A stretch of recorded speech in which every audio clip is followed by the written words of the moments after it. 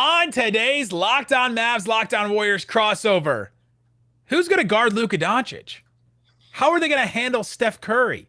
Who comes out on top in this series? We'll tell you everything you need to know on today's crossover. Nick Angstadt from Locked On Mavs, Cyrus Saatsaz, Locked On Warriors. Let's go. You are Locked On Warriors, your daily Golden State Warriors podcast. Part of the Locked On Podcast Network, your team every day. And welcome. You are locked on to the Dallas Mavericks and the Golden State Warriors. My name is Nick Angstadt, host of the Locked On Mavericks podcast. Thanks for making Locked On Mavs and Warriors your first listen every day. Remember, we are both free and available on all platforms, including YouTube, where the best way you can help us grow is subscribe to the show and comment anything below. Locked On Mavs listeners know this. Go comment on Locked On Warriors video. Let's go, Mavs. Cyrus, what would you like the Warriors fans to comment on the Mavericks channel? Oh, so is that why I've been getting comments on my channel? I've noticed that recently. From the Mavs fans. We destroyed Brendan Clean's Locked On Suns channel. We destroyed the Locked On Jazz channel. Well, you destroyed the Suns literally, but no, I guess I would like Dub Nation to go through and remind them of the championship. Actually, let me rephrase that: the dynasty pedigree of this Dubs Dynasty. Go comment Dubs Dynasty. That everyone seems to easily forget that it was just, long 2.5, 3 years ago. I guess the Warriors are old now to most people. So, yeah, remind the Mavericks crew, hey, look, this team still has that dynasty pedigree, and it's going to be a fun ride. The voice that you're hearing right now is Cyrus Saatsaz, host of the Locked On Warriors. Cyrus, let's start right here with the Warriors, and we'll start with the Warriors now. Then in the second segment, I'll have you ask me questions about the Mavs so that the Warriors fans can know what the Mavs are actually like, because I've heard some things from Warriors fans that don't know what they're talking about. So we'll see. What have you heard? I'm very curious. What have you heard? We'll talk about that in segment 2. Let's start with the Warriors. This Warriors defense has really impressed me, and it's one of those. And the Mavs defense is similar, where you're like, I don't know how this defense is so good, because this Warriors team has obviously Draymond. That's an incredible, asset to have in any defense, just the way he quarterbacks, the way he plays defense.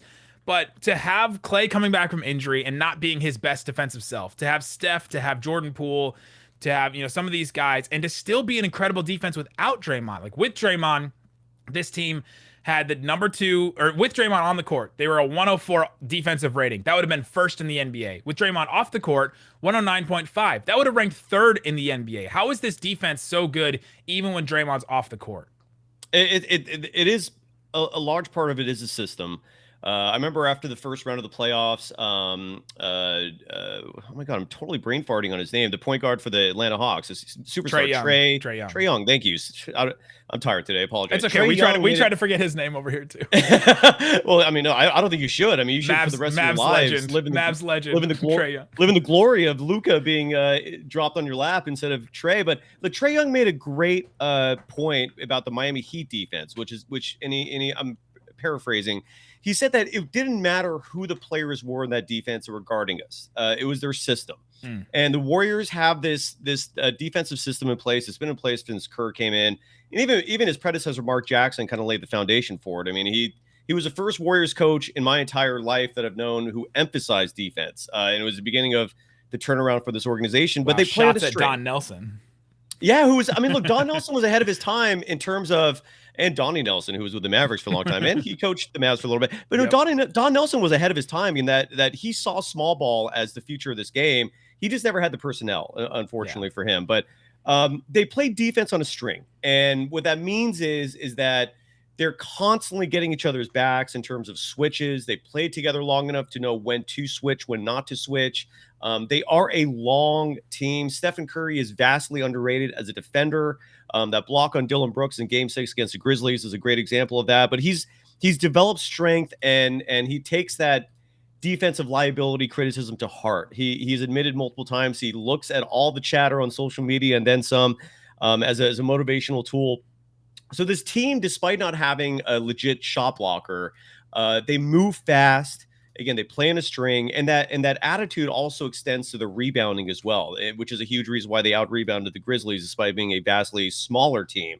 So it's a system that is in place that is incredibly effective. And in all honesty, the numbers this year I think are skewed a little bit because this Warriors team, and this is why I think so many people are thrown off by this Warriors team and why they still in a lot of ways criticize them, is because they haven't been healthy.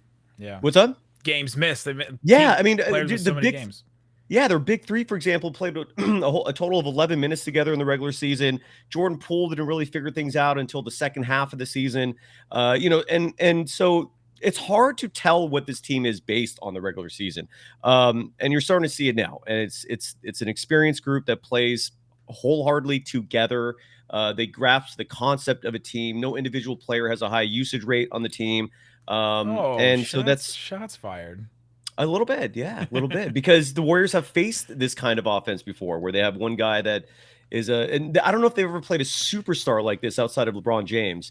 But yeah, I mean, they've seen this before, and I'm curious to see how they handle it this time. Well, let's transition to that. So they've seen this before. They played Jokic in the first round, right? Like that's a player that's, arguably better than Luka is right now. His supporting cast was just decimated by injuries. They played John Morant, who doesn't have the same kind of usage, but still like takes as many shots and is going to have the ball a ton. How do you see them defending Luka? Because I start looking down the line and I don't see Draymond guarding him one-on-one. That's just not how their defense works. And then after that, it's like, okay, is it Wiggins? Is it Porter Jr., who's just probable for game one? Is it Kuminga that comes in? How do you see that playing out, and who guards Luka for the most part? Wiggins. It's almost definitely going to be a Wiggins matchup. And I actually had Bob Fitzgerald, the TV voice of the Warriors, on my podcast this morning. I'm doing a doubleheader today. Hey. It's Western Conference Finals, right? You gotta. We're going all out here. So, and he made a great point because I asked him that. I was like, what do you think? Because Kerr's not going to reveal it in a press conference. Him and some players did a presser this morning, but they're not going to reveal anything like that. So, Fitz's guess is what I'm going to roll with, which is that they're going to double him. They're not going to make life easy because when you defend the Mavericks, it's really you have two strategies to employ. Either you force Luka to get it out of his hands and make other players beat you, or you let Luka have his, but you don't let him be that amazing ball distributor that he is.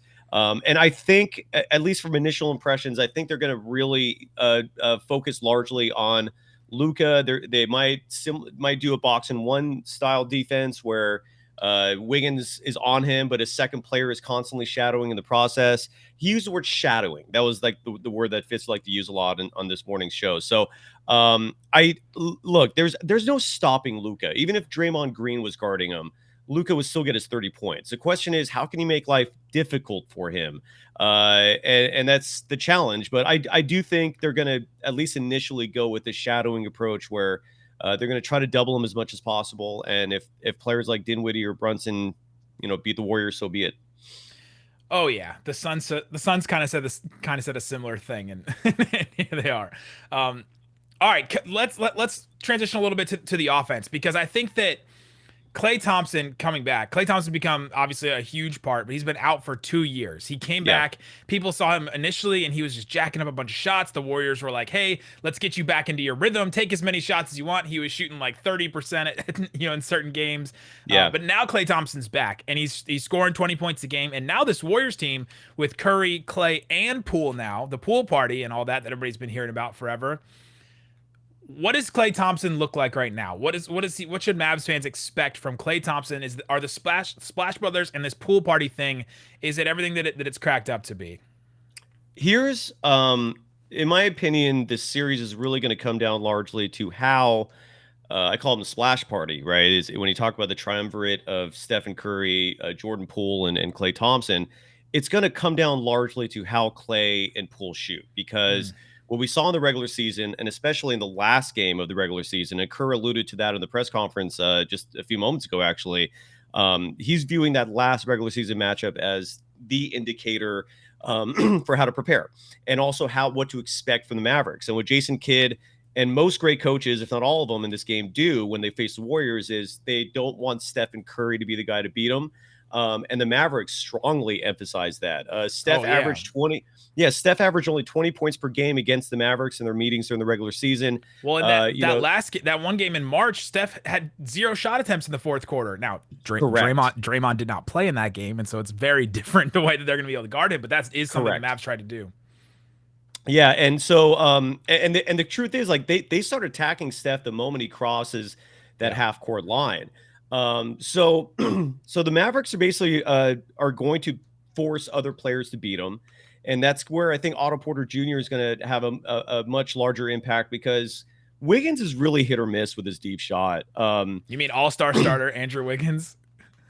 I would like to add the worst all-star starter in the history of the All-Star game. I like this morning, for example, when I tweeted out the multiple All-Star thing and you came back at me and you said Wiggins, I'm like, I wasn't even thinking about him. The Warriors had 3 All-Stars this year. I mean, Dre and Steph were also All-Stars. That is, look, the Andrew Wiggins thing, he's showing his worth with the defensive side of the ball. His effort has been there. He's made some clutch shots. Game 6 against the Grizzlies, those threes in the fourth quarter were massively huge, but for every game like that, he has clunkers. And, he has one of the ugliest shots in the NBA, in my opinion. When he misses, you can hear it from a mile away. So it's going to come down to Klay. That was really the main part of the question here. Klay Thompson, I don't think is very different from the old Klay offensively. People love to remember all the glorious aspects of Klay in the old days, but he also was a streaky shooter. He would have a lot of bad games. There would be a lot of 15-point nights where I don't know if he ever went 0 for he dropped donuts from 3, but he had some bad games, and then he would oftentimes come back with really strong ones after that. So I think Klay will have 3 or 4 huge games. Jordan Poole to me is going to be the ultimate X factor because his shooting went to crap in the Grizzlies series. Like it just, I mean, I don't have the numbers in front of me, but his 3-point shooting in that Grizzlies series was abysmal. And they can't afford to have that happen again against the Mavericks because, again, Stephen Curry is going to be taken out. But I do think Klay will have a solid game. He has so much postseason experience. Yeah. His shot hasn't gone away. I was happy to see Game 6 Klay come back. But they're going to have to. And the X factor, I think, offensively for the Warriors is going to be Draymond. I really think Draymond is going to have his pick of the litter for shots. I mean, if he attacks the rim, the Mavericks are in trouble. Just because he can handle the ball, he is effective penetrating and laying it up. He does have a good floater. He had that one bad game that everyone criticized him for. I think it was Game 5 when they got blown up by the Grizzlies, but he came back strong. And nobody the had Mavericks, a good game then. Yeah, that's true. But the Mavericks are just going to have to live with that, and I think that's going to be a tough choice. But I think Klay will be fine, but he'll lay some stinkers like he always does. Coming up, Cyrus is going to ask me all about the Dallas Mavericks and tell Golden State Warriors fans what they need to know. And after that, Cyrus has been talking up this Warriors team and said some spicy things on Locked On Warriors. I'm gonna hold his feet to the fire on those comments coming up in the third segment. But before we do, let me tell you about Athletic Greens. It's the best thing you can do for your body in 60 seconds. It doesn't take very long. It's just this powder that you put in 8 ounces or something like that of water. You mix it all up and you get 75 high-quality vitamins, whole food source superfoods, probiotics, and adaptogens. The guy that created this had all these different problems, and he went to all these different doctors trying to figure out, okay, what's wrong with me? What's wrong with my gut health? What's wrong with all these different things? And at the end of the day, after he went to all these different specialists and stuff, he was taking like $100 worth of pills a day and said, there's no way that this is the answer for my problems here. So he created AG1. AG1 can help you right now. It can help your immune system. It can help you with your gut health, your nervous system, recovery, focus, aging, all the stuff. It supports all that. So go check it out. It's super easy. Athletic Greens is going to give you a free 1-year supply of immune-supporting vitamin D and 5 free travel packs with your first purchase. All you have to do is visit athleticgreens.com/NBA Network, athleticgreens.com/NBA Network. The product is AG1 to take ownership of your health and pick up the ultimate daily nutritional insurance. All right, Cyrus, what do you want to know about the Dallas Mavericks?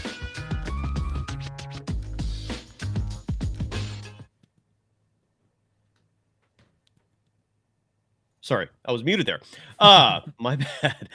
Is the Jalen Brunson that we saw in the first 2 rounds the Jalen Brunson that we're going to see in this series? And what I mean by that is he was a 2nd-round pick, correct? I mean, this is a early player that was not 30 a player that was not expected to be a star, which is suddenly now kind of like the role he's taken as Luka's Robin to his Batman. How is he going to play in this series?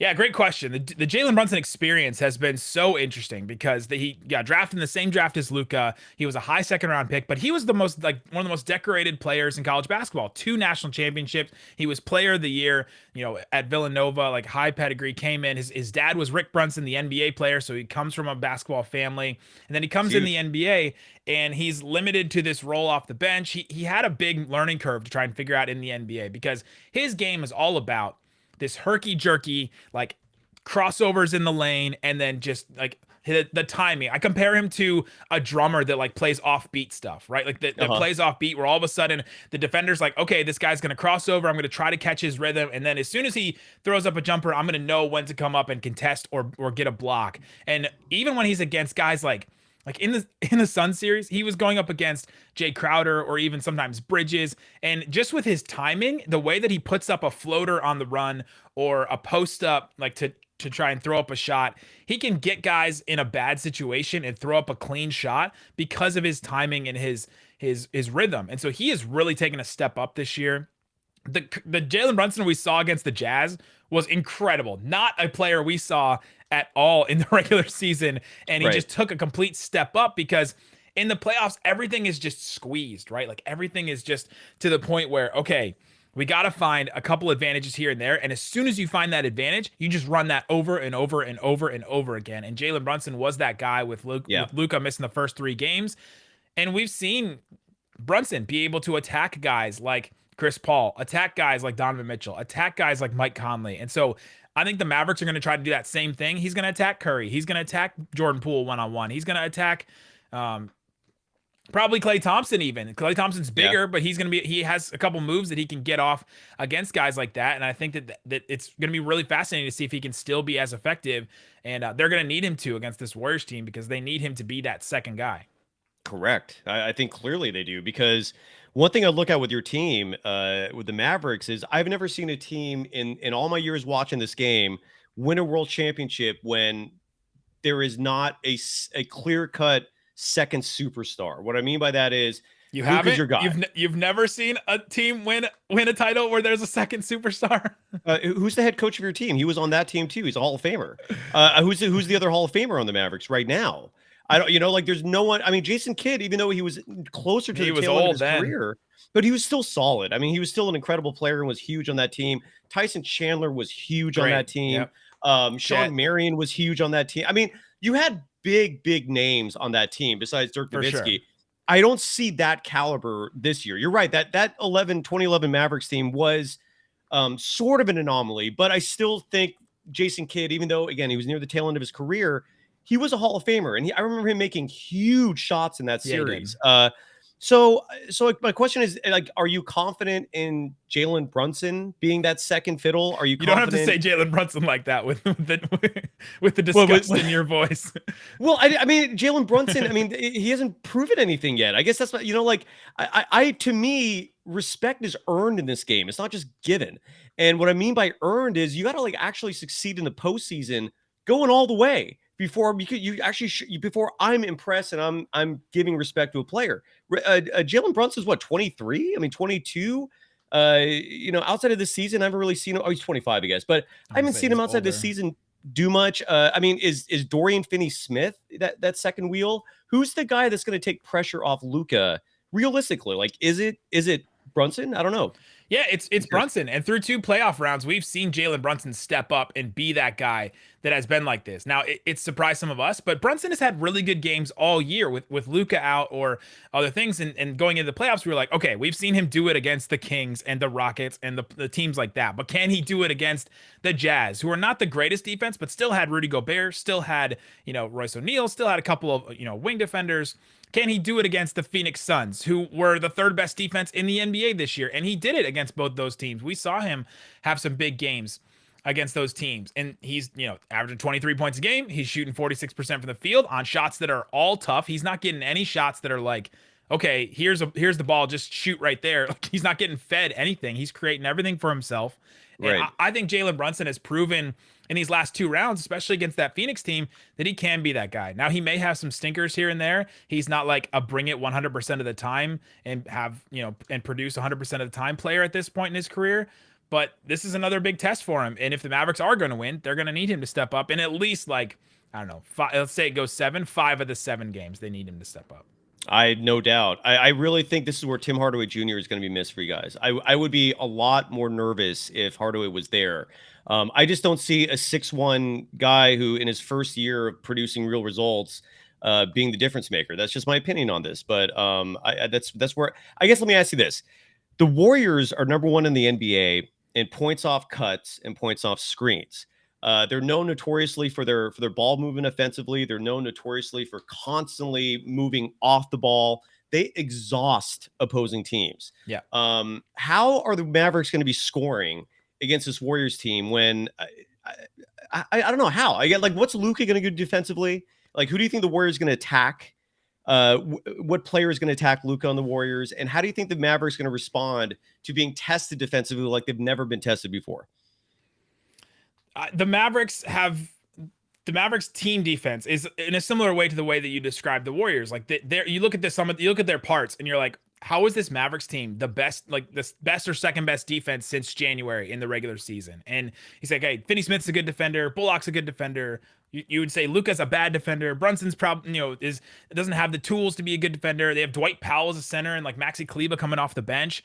But it's the sum of their parts. Like, they put it all together. They play really good team defense. And you saw in the first 2 games against the Suns attacked Luka so much over and over and over again with Chris Paul, with Devin Booker. They tried to go at him with speed. They tried to go at him with, all right, we're going to have this dribble handoff. And then all of a sudden this guy is going to, their Mavs are going to switch. And then we have Luka on the run. The Mavs took that all away after that because of their team defense. They found ways to, like, they kind of shadow double when Luka gets on somebody. They found ways to, to throw a trap on somebody when Luka gets stuck on an island. They found ways to hedge a little bit on those. They found just little ways here and there to kind of protect Luka. But Luka's also just stepped up his game. He's been better defensively this season than we've seen him, which maybe that's going from like a -5 to like a 0, but still he's been solid. And the Mavericks, when all 5 of their parts work really well together, played incredible defense. I mean, look at some of the games that the Suns had when the Suns were, the last 2 teams that the Mavericks have played, the Jazz were the number 1 offense in the NBA, and they held them under 100 points a couple times. And then they played the Suns, who were the number 3 offense in the NBA, and they held them under 100 points. And so I look at this. How? By points per game or efficient? What do you mean by that? Offensive rating, so points scored per 100 possessions. Okay. And so you look at those 2 teams, and so they've done it against those 2 teams. Now, this Warriors team, we don't know what their real rating would have been. They were 17th in the NBA in offensive rating, but like you said, they've only played 11 minutes with those 3 guys. That matters a lot. And so who's going to attack Luka? They're going to try with Curry, right? They don't do the thing where Curry just ISOs against the guy. There's not that play where Curry ISOs against Kevin Love like in the finals, right? I don't see that happening too often, just by design from the Warriors. But they're going to try to run some of that stuff. Poole's probably going to try some of that stuff. But if Clay tries to post up or tries to go at Luka, Luka's just big and strong, right? It's just so, you have to do it with speed and you have to do it with, quickness and agility. So that's going to be really interesting, but it's going to be interesting to see if the Mavericks, if their tenets of their defense, the way that they defended against the Suns, holds up. But coming up, let's get into a couple of things and comments that you said about the Mavericks and about the Warriors, even going so far as to saying that the Warriors already passed their biggest test in the playoffs so far and played the second best team. I believe that. Played the best team in the NBA final playoffs already. We'll talk about that coming up. But before we do, let me tell you about Built Bar. It's a protein bar that tastes like a candy bar. They're absolutely delicious. I love them. The birthday cake puffs, I got them in the mail. They're great. It's like eating frosting, and only 9 grams of sugar in it. 150 calories, 16 grams of protein, just 9 grams of sugar. Oh, and the manna from heaven this morning. My boss, David Locke, texted me. I know you love this, he says. And I was like, what? The brownie batter puff is back. Oh, he had the in. He told me a week ago. He said, hey, sources say the brownie batter puff is coming back at Built Bar because he talked to the CEO and he told him that. He knows I love that bar. I ordered 2 boxes yesterday. You can go get them right now. They're delicious. It's maybe my favorite candy bar that I've ever had. That brownie batter puff is so good. 100% chocolate with marshmallow fluff in the middle.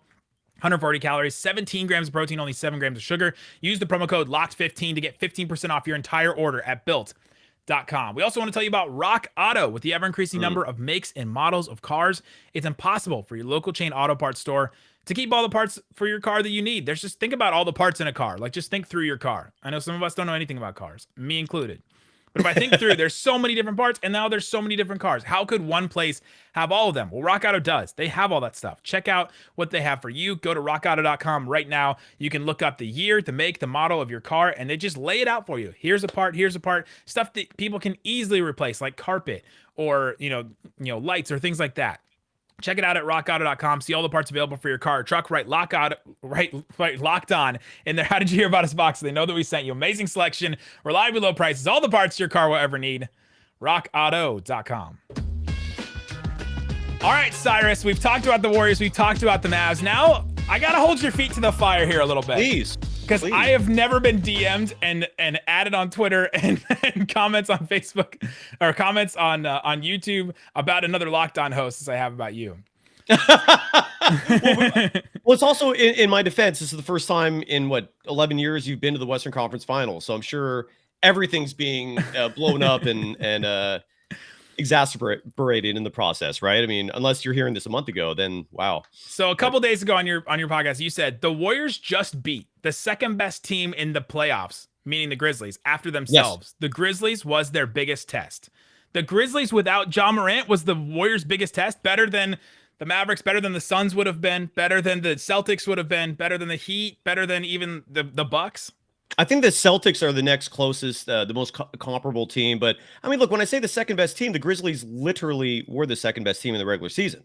So if we're going to bring regular season stats into this, that's the stat that matters most, is wins and losses. They were literally the second best team. I mean, I don't understand why people are ignoring that. And then when you look at the Grizzlies without Ja Morant, a quarter of a season is a solid sample size. And for all the people saying 20-5 was their record without Ja, I say take a step back and look at the record before those last three losses. They were actually 20-2 without Ja Morant. And those last three losses were at the end of the season, all in consecutive manner. And they already had the second seed locked up. It's not like they were out there trying their best to win these games. Their losses were to the Celtics, to a Nuggets team fighting for seeding, to a Jazz team fighting for seeding. The Grizzlies, to me, and again, this is just based on 30-something years of closely observing NBA basketball, were a massively huge threat with or without Ja. Defensively, the athleticism, the length, again, defensively, they were incredibly efficient. I've never seen a team in recent history give that much trouble to the Warriors and drag their numbers down so much. It was a little like that We Believe Warriors team, right? It was just a way that Grizzlies team was set up. All their strengths combated the Warriors' weaknesses in a way. Except that the Grizzlies again had the second best record in the NBA. The We Believe Warriors were like the 8th seed and pull off the upset. So I know I'm in the minority saying that, all right, but when you look at the grand scheme of things, the Suns never impressed me this whole year. Because when you look at the Golden State Warriors, and when people look at me and go, "What are you talking about? Why are you so hyped up on them?" I'll give you two reasons. One is you were on the Suns as frauds for a while. Like you were on that. Since December, and I'll tell you why in a second. First of all, I've been following the Warriors since 1987. All right, and the Warriors for nearly my entire life until 2013 were the Sacramento Kings of the NBA. If that metaphor applies to the younger demographic out there, they were awful. They made one playoff appearance in 18 years during that stretch. So if for the people who say why are you so cocky or arrogant? And I'm sorry that I come off that way. That's never the intention, but I'm excited because a team that I never in my life thought would be anywhere decently good is now a dynasty, and I'm floating on it. I'm enjoying every second of it. And I don't think they have dropped off that much from their peak teams in 2017, for example. So that's the giddiness. Now, in regard to the Suns, people easily forget that the Warriors through January were the best team in the NBA. Stephen Curry was your leader for MVP. And then in January, you had two things happen simultaneously. You had Klay Thompson come back, but then Draymond Green got hurt. And Klay obviously is still not near where he was a year ago. I think offensively, or a few years ago, he's close, but defensively he still has guys blowing by him, whereas that never used to happen. He used to be someone who could stay in front of whoever he's guarding on a routine basis. And the Warriors beat the Suns on Christmas Day in Phoenix handily. That was a game that both teams were trying really hard at. And when I saw that, my Warriors were gone. I saw those teams play again in, I think, late April, early May, and the Suns squeaked out a 107-103 victory at Chase Center against a Warriors team that did not have Steph and Curry. Like those two games were enough for me to see, okay, this Suns team, their finesse. I was not in any way supportive of them going gung-ho this regular season, trying to get the 64 wins or whatever they were aiming for, because the Warriors learned in 2016 that energy is not infinite. It is finite. And they lost. Leandro Barbosa told me a year ago in an interview I did with him that their pursuit of that 73 win record drained them, and that they felt a lack of energy in the NBA Finals. It was a variable that contributed to them losing, and I took that to heart, and I pay close attention now. I believe in human nature as well, and I believe that we are just human beings, right? We're just flesh and blood, and there's only so much energy you can put out there. And I think the Suns, A, put too much focus on the regular season, and B, when it came to really important tests against both the Warriors and the Memphis Grizzlies. People forget, too, the Memphis Grizzlies late in the season pounded them. I mean, that was not even close. Devin Booker looked awful in that game. And so when I saw those games, and I'm thinking, okay, the Suns don't scare me. The Grizzlies do scare me. And the Grizzlies and Warriors had this little history going back a year, going back to last year. And so that's where I formulated these opinions on. Now, in regard to the Mavericks beating the Suns, I do think that was impressive. I did not think the Suns would beat the Mavericks. But again, I also was saying Game 7 Luka, I don't want that ever. Like, I don't want this series against the Mavericks going to 7. I don't want Luka Doncic coming into Chase Center in a Game 7. Hell no. Please don't ever entertain that thought with me. Unless it realistically happens, that's a dark thought to me. I don't want to entertain it. And the Suns unfortunately put themselves in that position. So you have what you have now. But I do firmly believe that the Grizzlies were the second best team in this postseason. Even if you want to disregard the regular season record, I just think from top to bottom, they were a 10 to 11 player deep team where most of their guys can hit threes. All of them can play defense. Almost all of them had some sort of solid offensive game. I can't think of one player on that roster who was a liability. And you're talking 11 deep. So that's my reasoning for the Grizzlies being such an intimidating team. In regard to the Mavericks, and I'm sorry for taking up so much airtime here. Please shut me up. I respect him tremendously. I think, Luka, you and I have talked off the air, messaging, phone calls. I respect Luka tremendously. There is no doubt in my mind. Very true. He is the superstar of this game now and for many years to come. I do not believe that Jalen Brunson is the Robin to the Batman that's going to carry the Mavericks to a world championship.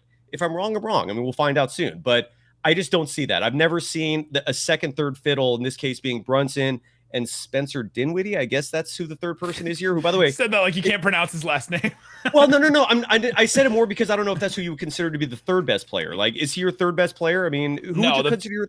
Yeah, the third best player is Dorian Finney-Smith at this point. I mean, his 3-and-D has been incredible this postseason. Bullock has been... Him and Bullock are probably, like, right there. And then Dinwiddie, I mean, when he's going off like he did in Game 7, he can be that guy. But yeah, I mean, all these concerns you said are the concerns we had, but that was before they beat the Suns. And I think that Suns team was really good. I think that Suns team had, coming into the playoffs, some people were saying, like, this team has no weaknesses. And all of a sudden the Mavs started finding their weaknesses. I'm curious to see how the Mavericks do that to the Warriors as well, and if they can do that, because they play But Nick, I think that's more emblematic and more symbolic of a crisis we have in sports media, where, like, we have a lot of people covering basketball that just really do not know what they're talking about. I mean, look, the Suns, for example, who on that team scared you? Like, Devin Booker, okay, I could kind of see that. He's an MVP candidate.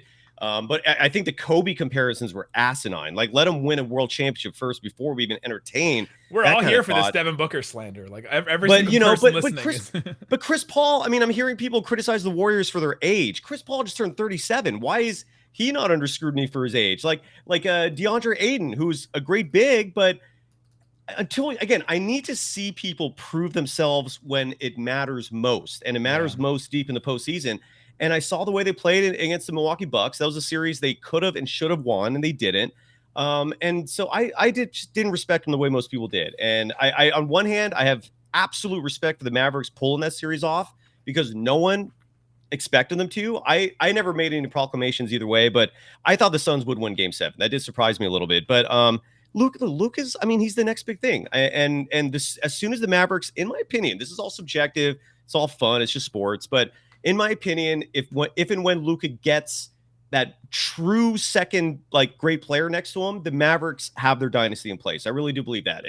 But I just don't see it yet. That's my take. Your pick was Warriors in 5. Are you sticking with it? And you kind of doubled down on it again later. I picked the Warriors in 5 against the Nuggets. I got that right. I picked the Warriors in 6 against the Grizzlies. I got that right.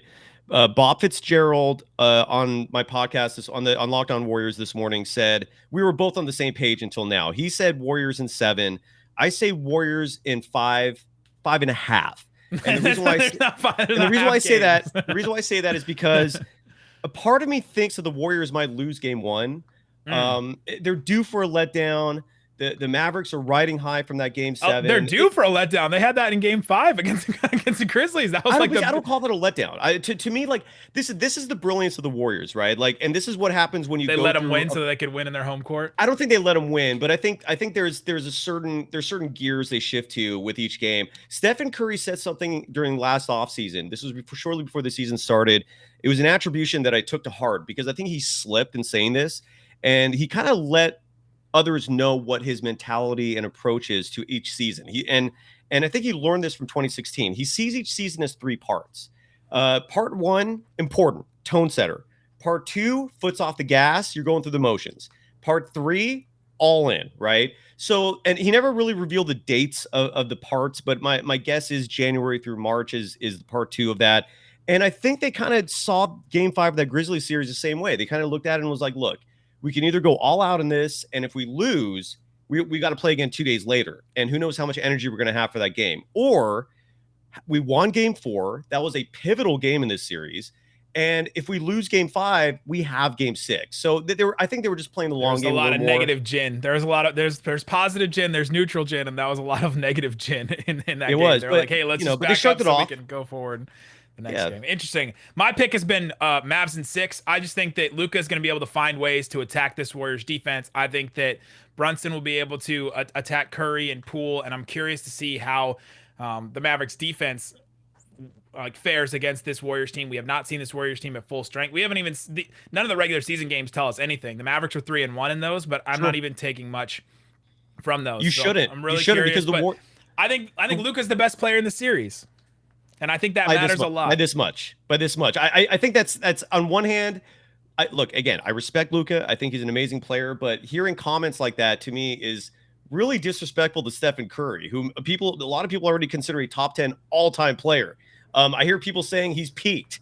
I think that's utterly disrespectful. The only measurable you can base that on is his shooting percentage going down slightly. His scoring average this year was 2 points higher than his first MVP award. His rebounds and assists are higher. The only number that went down was his shooting percentage slightly, and that's largely because he was pursuing the 3-point mark, and he's admitted that got to him because his numbers were historic before that happened. Again, he was the favorite to an MVP the first half of the season. And 2, Draymond being out drastically increased his usage rate, and it did reveal how much Steph relies on Draymond, especially on the offensive side of things. I get it. Luka's an amazing player. If we did a draft today, I'd probably pick him over Steph. But I mean, what more does Steph need to do? I guess the Finals MVP is the one remaining thing, and hopefully he gets that this year to shut those remaining haters up. If he gets that, would you say Curry was the best player in this series? Because you're agreeing with me.